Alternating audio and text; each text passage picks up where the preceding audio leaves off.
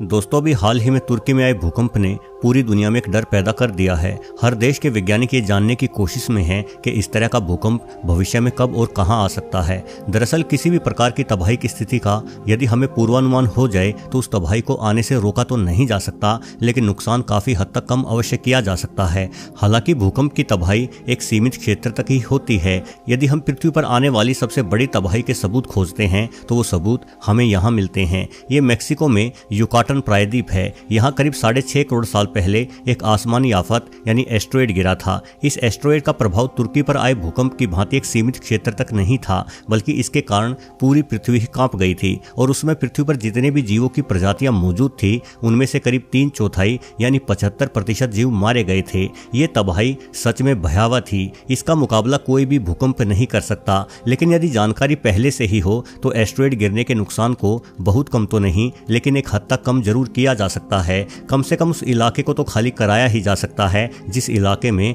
Asteroid गिरने वाला हो। वैसे एस्ट्रॉयड गिरने की तबाही के बारे में पूर्वानुमान लगाना काफी आसान भी प्रतीत होता है। कई हॉलीवुड फिल्में इस बारे में बन चुकी हैं, जिनमें कोई सनकी सा वैज्ञानिक अचानक ही पृथ्वी की ओर आ रहे किसी एस्ट्रॉयड को देख लेता है और दौड़कर सबको बता देता है। किंतु वास्तव में एस्ट्रॉयड गिरने का पूर्वानुमान लगाना बहुत ही पेचीदा है। ये किसी सनकी वैज्ञानिक का नहीं बल्कि एक टीम का काम है। शायद आपको यकीन न हो, किंतु एस्ट्रॉयड गिरने से संबंधित जितने भी पूर्वानुमान हमने आज तक लगाए हैं उनमें से सिर्फ एक ही सच हुआ है। वर्ष 2018 में वैज्ञानिकों की एक टीम अफ्रीका के बोत्सवाना के जंगलों में गई। वैज्ञानिकों की ये टीम जंगल में चारों ओर कुछ खोज रही थी। हर झाड़ी और ऊंची घास के मैदानों की तलाशी ली जा रही थी। दरअसल नासा समेत दुनिया के कई बड़ी अंतरिक्ष एजेंसियों ने यह दावा किया था कि इन जंगलों में एक एस्ट्रॉयड गिरने वाला है। हालांकि वैज्ञानिकों का मानना था कि एस्ट्रॉयड का बहुत ही छोटा टुकड़ा यहाँ गिरा होगा। वस्तुतः एस्ट्रॉयड तो पृथ्वी पर प्रतिदिन गिरते रहते हैं, लेकिन हमारे वायुमंडल से घर्षण होने के कारण ये एस्ट्रॉयड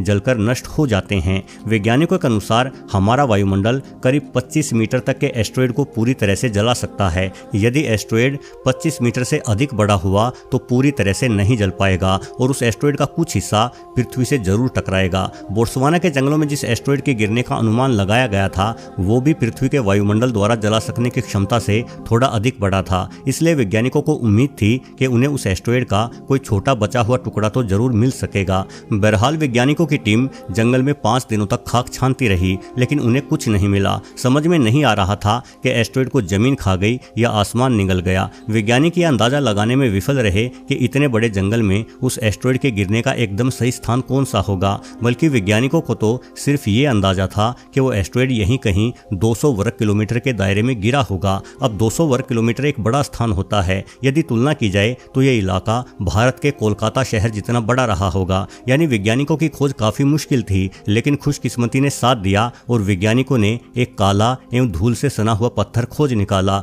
जांच के बाद पता चला कि यह पत्थर हमारी पृथ्वी का नहीं था, बल्कि कहीं बाहर से आया था। वैज्ञानिकों के लिए एक बड़ी सफलता थी, क्योंकि उन्हें पृथ्वी पर गिरने वाले पत्थर के बारे में न सिर्फ सही पूर्वानुमान लगाया, बल्कि उसके गिरने के स्थान का अंदाजा भी काफी हद तक ठीक ही था। हालांकि इससे पहले भी एक बार वैज्ञानिकों ने पृथ्वी से गिरने वाले एस्ट्रॉयड का पूर्वानुमान लगाया था, लेकिन जहां उस एस्ट्रॉयड के गिरने की संभावना थी उस जगह पर खोज के बावजूद भी उस एस्ट्रॉयड को प्राप्त नहीं किया जा सका। दोस्तों, समय समय पर पृथ्वी पर गिरने वाले इन एस्ट्रॉयडों के बारे में सही जानकारी जुटाना बेहद जरूरी है, लेकिन फिर भी दुनिया का कोई भी देश इस तरह की खोज को गंभीरता से नहीं लेता, जिसकी वजह है एस्ट्रॉयड के गिरने की संभावना बेहद कम होना। पृथ्वी पर यदि पिछले 100 सालों का इतिहास देखे तो केवल एक बार ही ऐसा हुआ है जब किसी भयंकर एस्ट्रॉयड ने पृथ्वी को हिला दिया हो। वर्ष 1908 में साइबेरिया के टुंगुस्का में एक अनजाना पिंड पृथ्वी से आ टकराया था। कुछ वैज्ञानिकों का कहना था कि यह पिंड वातावरण में घर्षण होने के कारण इतना अधिक गर्म हो गया था कि इसमें हवा में ही विस्फोट हो गया, जिस वजह से यह और भी अधिक खतरनाक बन गया था।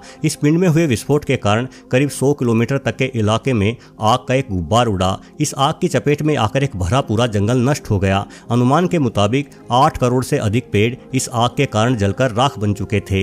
इस विस्फोट के सबूत आज तक साइबेरिया में मौजूद हैं। हालांकि जिस स्थान पर यह अंतरिक्षीय पिंड विस्फोटित हुआ था उस स्थान पर इंसानी आबादी बेहद ही कम थी, इसलिए इसमें इंसानी जान माल की हानि नहीं हुई। वैसे अनेकों जंगली जीव तो इस विस्फोट की चपेट में आकर जरूर मारे गए होंगे, लेकिन जरा कल्पना कीजिए यदि अंतरिक्षीय तबाही किसी भीड़ भाड़ वाले शहर पर गिरी होती तो क्या होता, या आज ऐसा हो जाए तो क्या हो। निश्चित रूप से करोड़ों जानें एक ही सेकंड में धुआं बनकर उड़ जाएगी। भले ही 1908 के बाद ऐसी किसी आफत को दोबारा नहीं देखा गया, लेकिन हमें किसी भी आफत से सावधान रहने की आवश्यकता जरूर है और निश्चित रूप से दुनिया भर में इस तरह के एस्टेरॉयड की खोज होनी चाहिए जो एस्टेरॉयड धरती से आने वाले भविष्य में टकरा सकते हैं। हालांकि ऐसा भी नहीं है कि हमारे द्वारा कोई कोशिश नहीं की जा रही।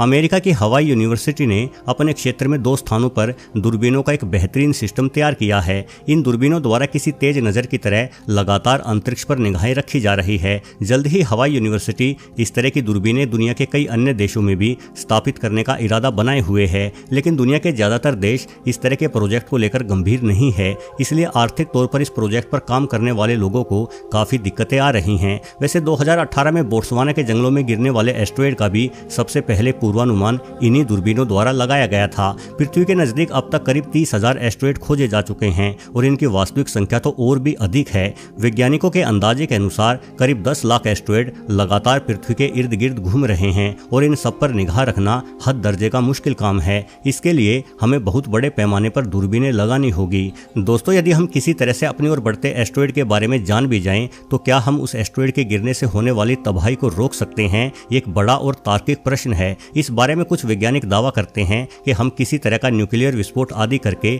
शायद उस एस्टेरॉयड को पृथ्वी पर गिरने से पहले ही नष्ट कर सकें। हालांकि ऐसा करना बड़ा मुश्किल काम है। हजारों टन भारी परमाणु बम को अंतरिक्ष में ले जाने जितनी ऊर्जा हमारे पास नहीं है। वैज्ञानिक कहते हैं कि हमारी ओर आने वाला कोई एस्टेरॉयड यदि बहुत बड़ा होता है तो उस एस्टेरॉयड की पृथ्वी से टक्कर को हम रोक सकने के काबिल नहीं हैं, किंतु यदि एस्टेरॉयड 1 या 2 किलोमीटर से छोटा आकार रखता हो तो उस एस्टेरॉयड को पृथ्वी पर गिरने से पहले ही नष्ट किया जा सकता है। ध्यान देने वाली बात यह है कि पृथ्वी पर आने वाले अधिकतर एस्टेरॉयड मंगल और बृहस्पति के बीच में स्थित एस्टेरॉयड बेल्ट से आते हैं और यहाँ मौजूद अधिकतर एस्टेरॉयड काफी छोटा आकार रखते हैं। यानी यदि सही से पूर्वानुमान लगा लिया जाए तो इन एस्टेरॉयड की टक्कर से हम अपनी पृथ्वी को बचा सकते हैं। एरिजोना यूनिवर्सिटी के प्रोफेसर एलेजेंड्रा का कहना है कि पृथ्वी पर गिरते एस्टेरॉयड के बारे में सिर्फ जान लेना ही काफी नहीं है। ये एस्टेरॉयड हमारी तरफ बेहद तेजी से बढ़ते हैं, इसलिए इनके बारे में पूर्वानुमान भी हमें तेजी से लगाना होगा ताकि हमें एस्टेरॉयड के खिलाफ अपनी रणनीति बनाने का समय मिल जाए। दोस्तों, देखा जाए तो हमारे ब्रह्मांड में जीवन कोई महत्वपूर्ण चीज नहीं है। इस विशाल ब्रह्मांड में पृथ्वी जैसे अरबों खरबों ग्रह होंगे जहां पर जीवन मौजूद होगा।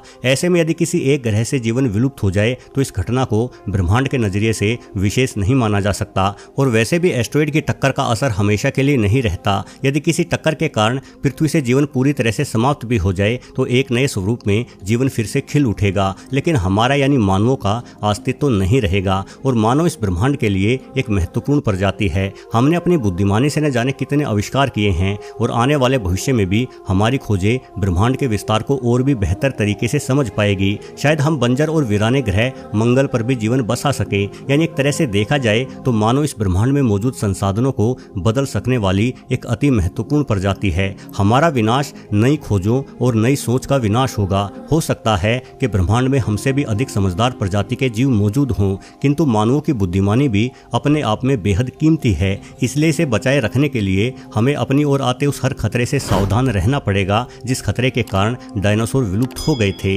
वीडियो देखने के लिए आपका बहुत बहुत धन्यवाद।